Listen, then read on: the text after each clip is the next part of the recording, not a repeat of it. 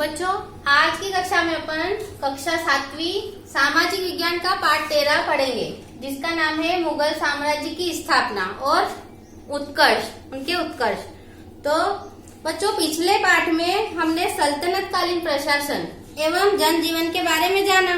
अब हम मुगल साम्राज्य की स्थापना के बारे में जानेंगे कि स्थापना इसकी कैसे हुई थी और बाबर के आक्रमण के समय भारत पर राजनीतिक अस्थिरता थी और ऐसी केंद्रीय सत्ता का अभाव था जो राजनीतिक एकता को स्थापित कर सीमा सुरक्षा की व्यवस्था कर सके। भारत की उत्तर पश्चिम सीमा असुरक्षित थी और अक्रमणीय कार्यों के कारण जो है कोई भी शक्ति उन पे काम नहीं कर रही थी, वो शक्तिहीन हो गए थे। इसके अतिरिक्त राजनीतिक वैमनस्यता और षड्यंत्र और शत्रुता व्यापक रूप में फैली हुई थी। तो ये जो मुगल कालीन साम्राज्य की स्थापना, इसमें क्या है, षड्यंत्र रचा जाता था और एक दूसरे के प्रति ईर्ष्या और ये सब करके राज्य को हड़पने की कोशिश की जाती थी। तो सबसे पहले अपन किसके बारे में पढ़ेंगे, बाबर के बारे में पढ़ेंगे। तो जहीरुद्दीन मोहम्मद बाबर भारत में मुगल साम्राज्य का संस्थापक था। तो आपका प्रश्न आ सकता है कि मुगल साम्राज्य का संस्थापक कौन है, तो आपको याद रखना पड़ेगा कि बाबर, इसका पूरा नाम क्या था, जहीरुद्दीन मोहम्मद। जहीरुद्दीन मोहम्मद बाबर मुगल साम्राज्य का संस्थापक था। वह तैमूर का वंशज था। सामान्य रूप से उसे मुगल कहा गया। सन 1994 में बाबर को विरासत में फरगाना मतलब मध्य एशिया का छोटा सा राज्य मिला।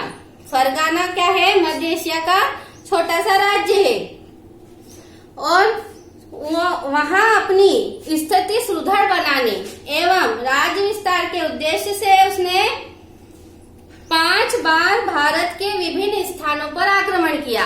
तो ये भी प्रश्न बन जाएगा कि बाबर ने भारत पर कितनी बार आक्रमण किया, तो इसका उत्तर है 5 बार आक्रमण किया। बाबर ने भारत पर कितनी बार आक्रमण किया, 5 बार आक्रमण किया। और फिर अपने 5वें आक्रमण में उसने दिल्ली के अफगान शासक इब्राहिम लोदी को अप्रैल 1526 ईस्वी में पानीपत के प्रथम युद्ध में परास्त किया। तो ये बात भी नोट करना कि पानीपत का प्रथम युद्ध कौन से सन में हुआ था, 1526 में। तो इसमें प्रथम युद्ध में किसको परास्त किया था बाबर ने, इब्राहिम लोदी को। इस समय उत्तर भारत की राजनीतिक शक्ति राजपूतों और अफगानों के बीच विभाजित थी। तत्कालीन मेवाड़ के महानतम राजपूत शासक राणा सांगा को बाबर ने 16 मार्च 1527 ईस्वी को आगरा के निकट खानवा के युद्ध में परास्त किया। राणा सांगा को कौन से युद्ध में परास्त किया था, खानवा के, और कौन से सन में, 1529। और 1528 में चंदेरी के युद्ध में मेदिनी राय को और बाबर ने अफगानों की घाघरा के युद्ध में हराया, है ना। तो 3 योद्धाओं को इन्होंने बाबर ने हराया था। एक का नाम है आगरा के खानवा के युद्ध में राणा सांगा ने बाबर को हराया, फिर मेदिनी राय को हराया और अब भारत में मुगल साम्राज्य की स्थापना का कार्य सरल हो गया। 26 दिसंबर 1530 ईस्वी को आगरा में बाबर की मृत्यु हो गई। बाबर की मृत्यु कब हुई, ये प्रश्न आ सकता है। तो 26 दिसंबर 1530।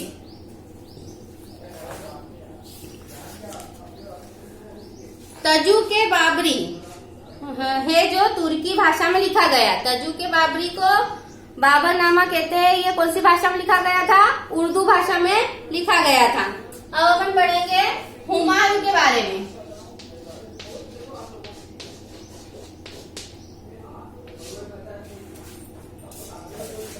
बाबर की मृत्यु के बाद उसका बड़ा पुत्र हुमायूं दिल्ली की गद्दी पर बैठा। बाबर का पुत्र कौन था, हुमायूं गद्दी पर बैठा और हुमायूं के 3 भाई थे, कामरान, अस्कारी एवं हिंदाल। और बाबर ने मुगल वंश की स्थापना तो कर दी, किंतु शत्रुओं से उसको सुरक्षित बनाने के लिए अधिक समय तक जीवित नहीं रहा। इसलिए हुमायूं को गद्दी पर बैठने के बाद अनेक कठिनाइयों का सामना करना पड़ा। हुमायूं के प्रमुख प्रतिद्वंदी अफगान सरदार थे। प्रमुख प्रतिद्वंदी कौन थे हुमायूं के? अफगान के सरदार थे। इसमें शेरशाह मुख्य था। अफगान का शेरशाह सूरी था, वो मुख्य इनका क्या था? प्रतिद्वंदी था। मतलब इनसे इनकी ज्यादा लड़ाई होती रहती थी।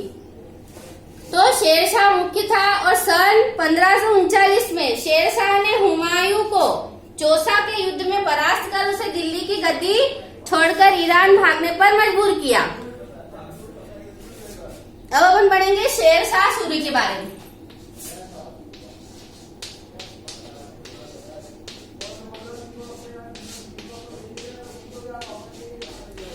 अपन क्या पढ़ेंगे? आप शेरशाह सूरी। तो शेरशाह मध्यकालीन भारत का महान शासक था। उसने शासन में जनता के हितों को सर्वोपरि रखा।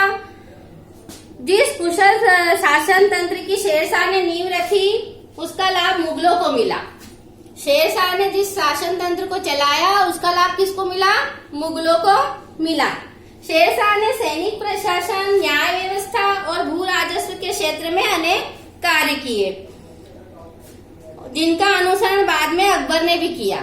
शेरशाह ने जो कार्य करवाए थे, उसका अनुसरण अकबर ने जारी रखा। वो भी इनका ही अनुसरण करते थे।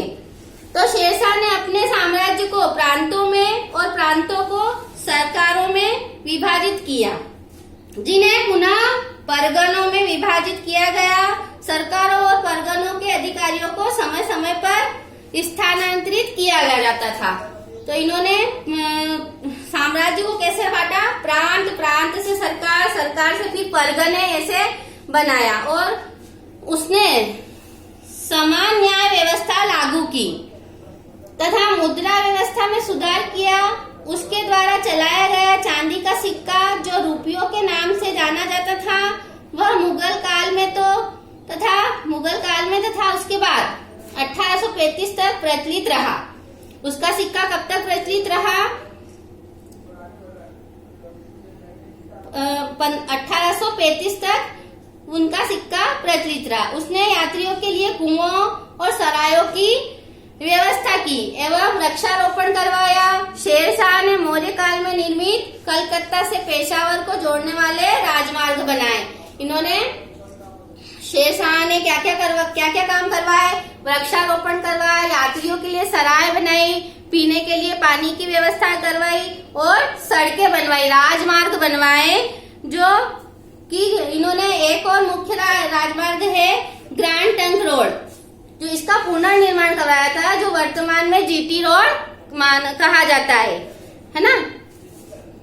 अब आगरा से राजस्थान एवं गुजरात तक तथा दक्षिण में बुरहान तक सड़कों का निर्माण करवाया।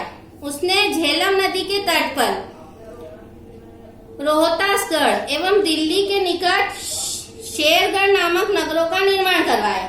बिहार के सासाराम नामक स्थान पर उसके द्वारा निर्मित मकबरा उसके महान व्यक्तित्व तथा कला का अप्रतिम उदाहरण है। शिक्षा के क्षेत्र में उसने मदरसों का निर्माण करवाया। प्रशासन के क्षेत्र में उसे अकबर का पूर्वगामी कहा जाता है। शेरशाह केवल 5 वर्ष की शासन कर सका। शेरशाह कितने वर्ष तक शासन कर सके? सिर्फ 5 वर्ष तक की शासन कर सके। और सन 1545 में जब उसने कालिंजर के किले का घेरा डाला, तब वहां बारूद फटने से उनकी मृत्यु हो गई। शेरशाह की मृत्यु 1545 में हुई। ये प्रश्न आ सकता है। और इन्होंने कितने वर्ष तक शासन किया? तो सिर्फ 5 वर्ष तक ही ये शासन कर पाए। और अब अपन पढ़ेंगे अकबर के बारे में। अब अपना चौथा शासक कौन आ रहा है?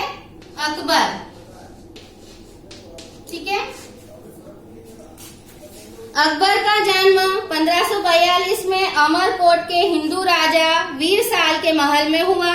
वह समय हुमायूं जो है शेरशाह से परास्त होकर हिंदू राजा की शरण में गया था।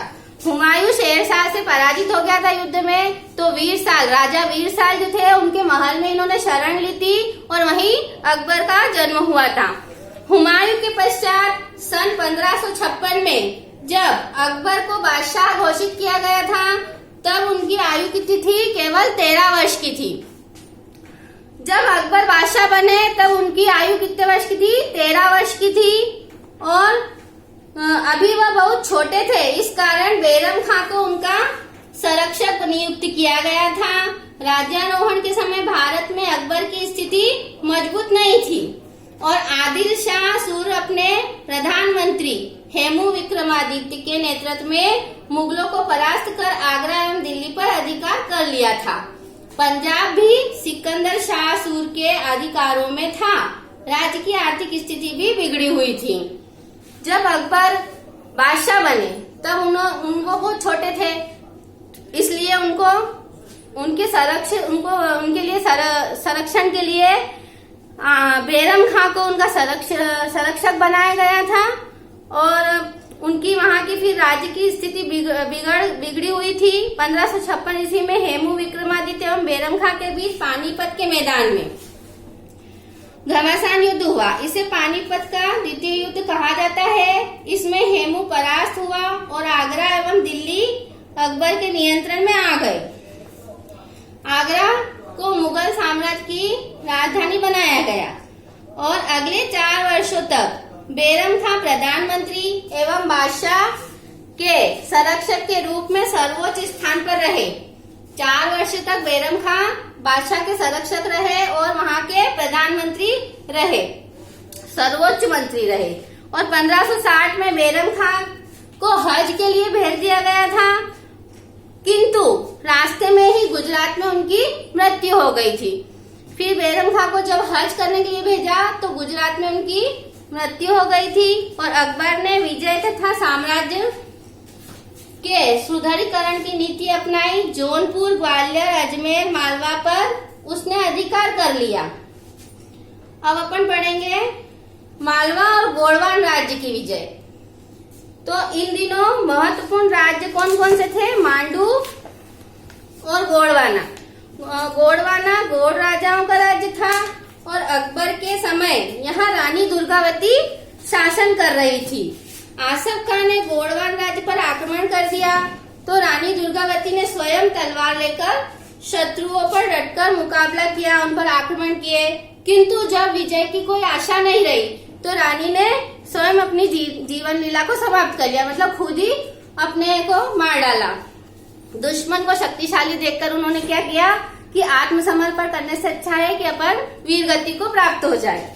तो अपनी स्थिति मजबूत करने के उद्देश्य से अकबर ने राजपूतों से विवाह संबंध भी किए और मेवाड़ अकेला ऐसा राजपूत राज्य था जिसने अंत तक मुगलों की सत्ता स्वीकार नहीं की। तो जिसने मुगलों की सत्ता स्वीकार नहीं की वो कौन सा राज्य था? मेवाड़। हल्दी घाटी का युद्ध 1576 ईस्वी में मेवाड़ के शासक महाराणा प्रताप और मुगल सेना के बीच घमासान युद्ध हुआ, जिसमें मुगल विजयी रहे और महाराणा प्रताप और उनके साथी सैन्य एकत्रीकरण के उद्देश्य से सुरक्षित स्थान पर चले गए।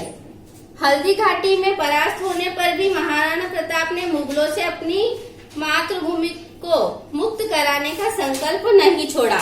वो एक बार हार गए थे लेकिन फिर भी महाराणा प्रताप ने सैन्य मतलब कि वो उनके जो साथी थे वो सब इकट्ठे होकर फिर उन्होंने दोबारा और प्रयास किया अपनी मातृभूमि की रक्षा करने के लिए, अपने राज्य को पाने के लिए। और चित्तौड़, अजमेर और मंडलगढ़ को छोड़कर वे सारे मेवाड़ को जीतने में सफल रहे। सारा राजस्थान उनके यश से गुंजायमान है। स्वयं अकबर भी महाराणा प्रताप की प्रशंसा करता था। सन 1597 में यह महान राजपूत सेनानी स्वर्ग सिधार गया। तो आपका प्रश्न आ सकता है कि महाराणा प्रताप का स्वर्गवास कब हुआ था या इनकी मृत्यु कब हुई थी? तो 1597 में इनकी मृत्यु हुई थी। अकबर भी इनकी प्रशंसा करता था कि ये अपनी मातृभूमि से कितना प्रेम करते थे। तो गुजरात को जीतकर अकबर ने अपने साम्राज्य में मिला लिया। गुजरात विदेशी व्यापार एवं वाणिज्य का प्रमुख केंद्र था। गुजरात क्या था, विदेशी व्यापारियों का प्रमुख केंद्र था।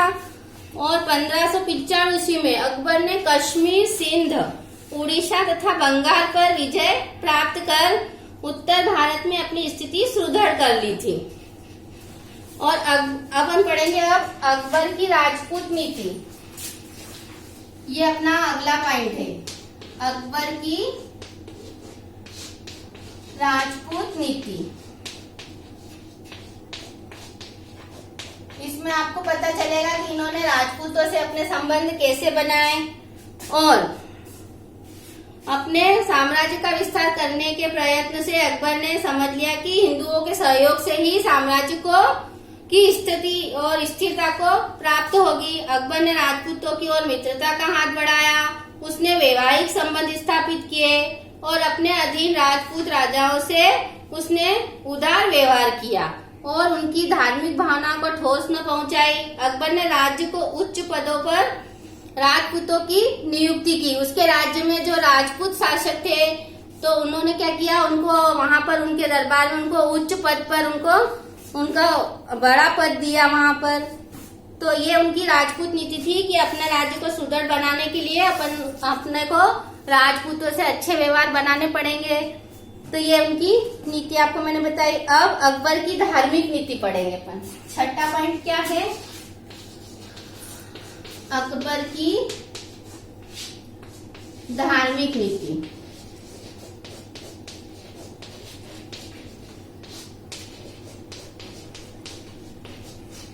अकबर की धार्मिक नीति, तो अकबर ने उदारता तथा सहिष्णुता की नीति अपनाई। उसने हिंदुओं के प्रति सहिष्णुता की नीति अपनाते हुए जजिया कर समाप्त कर दिया। जो यात्रा करने जाते थे उसका कर समाप्त कर दिया। गो हत्या पर रोक लगाई और साथ ही बलपूर्वक मुस्लिम बनाने तथा तीर्थ यात्रा कर पर भी रोक लगाया। यानी कि जबरदस्ती किसी को धर्म चेंज कराते थे या हिंदुओं को मुस्लिम बनाते थे, वो भी उस पर भी उन्होंने रोक लगा दी थी। उसने सभी धर्मों के विषय में जानकारी प्राप्त करने के लिए फतेहपुर सीकरी में एक पूजा गृह मतलब इबादत खाना पूजा गृह बनवाया का और अकबर सभी धर्मों को के विद्वानों के साथ सत्संग करता था। अकबर बादशाह जो है जितने भी धर्मों के गुरु रहते थे जैसे हिंदू, मुस्लिम, पारसी, जैन, बौद्ध, सभी को वहाँ फतेहपुर सीकरी में जो उसने इबादत खाना बनाया था वहाँ बैठकर सत्संग करते थे सभी धर्म के गुरुओं के साथ। उनको सभी धर्म का ज्ञान था। वह इस निष्कर्ष पर पहुंचा कि सभी धर्मों के मूल सिद्धांत एक से हैं। सभी धर्मों के अच्छे सिद्धांतों में सामंजस्य स्थापित करने के उद्देश्य से अकबर ने दीन इलाही नामक एक समूह बनाया और दीन इलाही का शाब्दिक अर्थ या था ईश्वर का धर्म। तो अकबर ने कौन सा धर्म चलाया ये भी प्रश्न आएगा आपका। और इसने जो पूजा गृह कहाँ बनवाया था ये भी आ सकते थे। आपके ऑब्जेक्टिव प्रश्न में छोटे छोटे प्रश्न आ सकते हैं। तो फतेहपुर सीकरी में इसने इबादत खाना बनवाया था।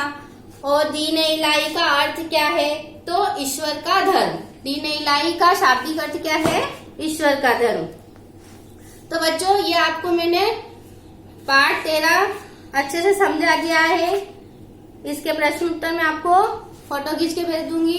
अगले पाठ में मिलेंगे बच्चों, अगली कक्षा में अगला पाठ पढ़ेंगे। आप अपना काम समय पर करते रहिए।